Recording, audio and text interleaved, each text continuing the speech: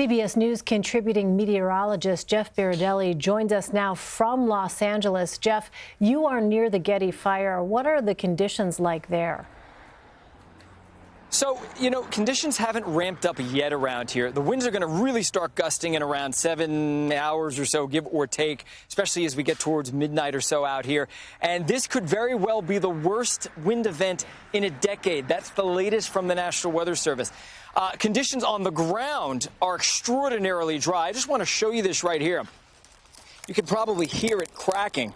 Yeah. The vegetation is really dry and really flammable. Relative humidity is going to go down to about 5% or so, and wind gusts are likely to be up to around 80 miles an hour, so things are going to get bad.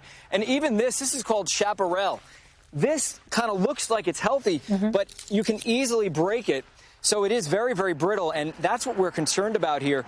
There are a lot of hot spots in the area right now. It would be very easy for any of those hot spots to kind of get out of control as soon as this wind starts to ramp up overnight tonight. The worst of it is going to be tomorrow morning. Wow, it just seems like... And by the way, I should tell you, I should tell you, we've only had 5/100ths of an inch of rain in the past 5 months. So this right here, and I can kind of pan over the camera and show you, you can see the terrain is basically like a hybrid desert. We have patches of dry interspersed with some green areas, which is fuel for any of these fires that get going. So this is typically a desert area. It doesn't rain much during the summer into the fall. This is fire season. It's getting worse and worse as we head through the decades. Right, but it just seems like tinder. I mean, hearing that crackle of some of that brush out there is really pretty eye-opening. Well, red flag warnings are in effect for most of northern and southern California. Officials are bracing for worsening conditions. What will those look like? Right. So overnight tonight, the winds will start to ramp up. And one of the problems that we have is this is not just going to be an intense or extreme wind event. It's going to be long lasting. We're thinking it's going to last somewhere around 36 hours. The last wind event here yesterday, was only about a 12 to 18-hour event. So this is 2 to 3 times longer. Winds tomorrow morning could gust in the highest peaks to around 80 miles an hour or so. And so we have all kinds of warnings up and down the state, but especially centered here in Southern California. Wind gusts, again, lower elevations, some of the smaller hills, 40, maybe 50 miles an hour, but the highest peaks up to 80 miles an hour. This is hurricane force winds, and it's not just the wind. It's the relative humidity, which is going to be extraordinarily low, in some places getting down to around 5%, which means not only is the ground really tender and dry, and I showed you that, but also the atmosphere is extraordinarily dry as well. So that's what we're going to be dealing with over the next, 2 days or so. So this is a long event that we're going to be dealing with here in Southern California. Is there any reprieve in the near future for these firefighters, especially who are just working round the clock to try to keep things under control? Yeah, so later Thursday into Friday, things will start to wind down. And that's the good news.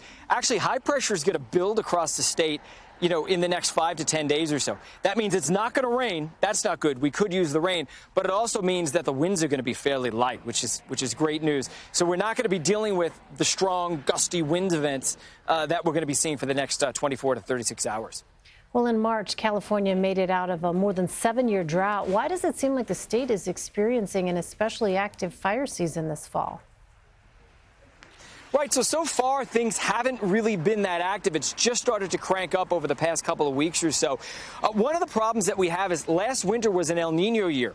There was a lot of rain, and the vegetation really blossomed and sprouted. It almost became overgrown. And behind me, you can see a lot of these green areas indicating there is a lot of fuel. So after all these years of drought where there wasn't much fuel, all of a sudden everything blossomed last winter. Now you have all this fuel waiting. It has not really been very windy up until a few weeks ago when it started getting windy around here, and almost immediately you get a spark or two, fires get going, and they can burn out of control because we have all of this fuel just kind of sitting, very much like sitting duck. All this fuel is sitting here waiting for these winds to crank up. And with all that brush here, conditions could get out of hand over the next couple of days. We're crossing our fingers, hoping that that does not happen. We will know tonight or sometime tomorrow morning whether or not that's going to be the case. And Jeff, is climate change playing a role in all of this? Yeah, there is a direct line that we can draw from a warmer climate, climate change, and, more extreme fire seasons, and that's what we're seeing. So we have a graphic to describe it. Now, first of all, I want to say what's happening is temperatures have gone up around 2 degrees Fahrenheit over the past couple of decades or so. And the temperatures are going up, but the moisture deficit is increasing, meaning the moisture is not going up at the same pace the temperature is. And as a result, take a look at this. Fire season is about 2 to 3 months longer than it was back in the 1970s. It's almost all year round. In the past 50 years, the area burned has increased by 4 times, so it's a 4-fold increase.